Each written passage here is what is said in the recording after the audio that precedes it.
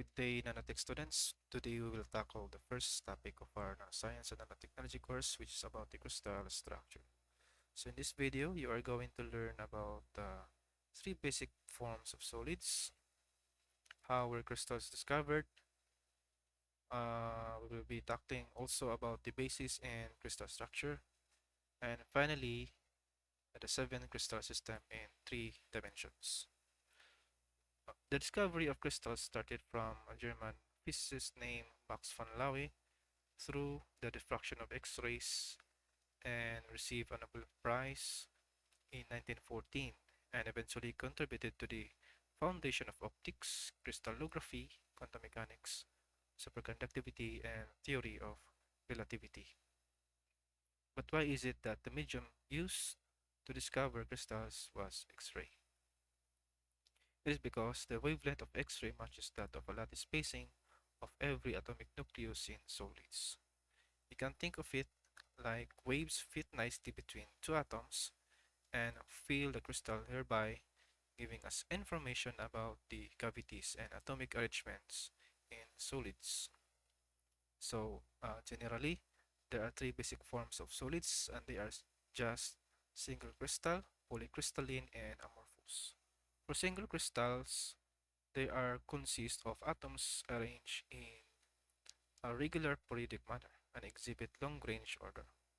An example of this is a monocrystalline diamond that was purely carbon, which develops only under high pressure and temperature, and it is known for the hardest material in the world.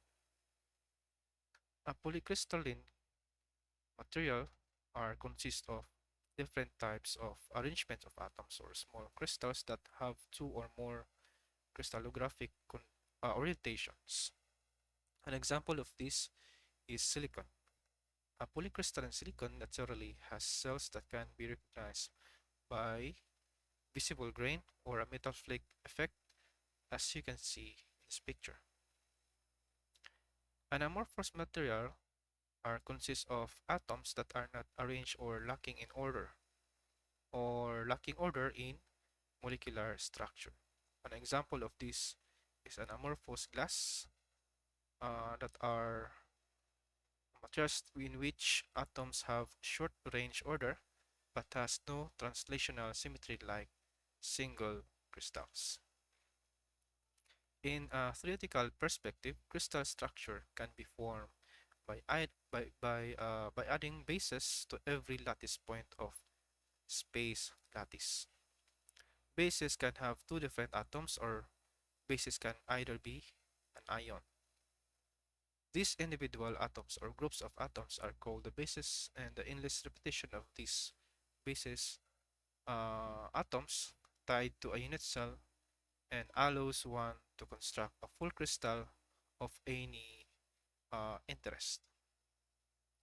In general, there are seven types of crystal systems in three dimensions, namely the triclinic, monoclinic, the orthorhombic, tetragonal, rhombohedral, cubic, and hexagonal. And each crystal system has their own corresponding unit cell lengths and angles, as you can see here in table 1. And these are the corresponding figures of each crystal systems. For triclinic, there is only one lattice. For monoclinic, there are two types of lattice. They are the primitive and base-centered. For the orthorhombic, it has composed of four lattices: the primitive, the base-centered, the body-centered, and a face-centered. For tetragonal, it has composed of primitive and body-centered lattices. For rhombohedral, it has only one lattice, that is just a trigonal rhombohedral. For cubic, it have it has no it has a rather um, three primitive three lattices, and they are primitive body centered and face centered lattices. And for hexagonal, it has only one uh, lattice. By mixed meeting, we will discuss what is a unit cell, Miller indices, the difference between Bravais lattice and non-Bravais lattices, and how to determine the atomic packing factor. That's all for now. Stay tuned and thank you for watching this video.